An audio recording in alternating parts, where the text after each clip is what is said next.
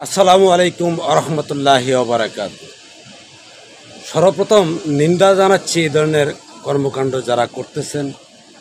তো পাশাপাশি এটাও বলবো যে বাংলাদেশে মাজারপন্থী লোক যারা আছেন, দরবারপন্থী লোক যারা আছেন এবং দরবারের তাবিদারি যারা করতেছেন, তারাও যে ভ্রান্ত পথে আছেন বা খারাপ কোনো কর্মকাণ্ড করতেছেন তারই নিদর্শন বহন করেন তাদের আচরণে।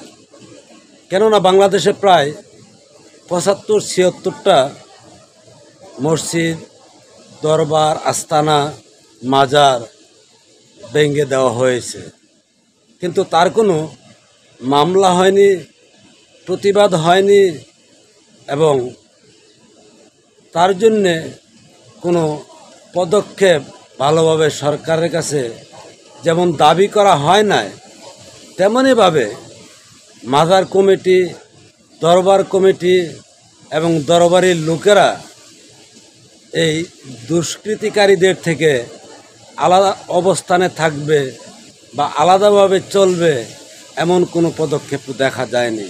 তার থেকে প্রমাণ কি হয়? তাদের মধ্যে যে বড় গলদ আছেন, ত্রুটি আছেন এবং তারা যে মানুষের বিপরীত দিকে আছেন সেটাও কিন্তু প্রমাণে আসেন।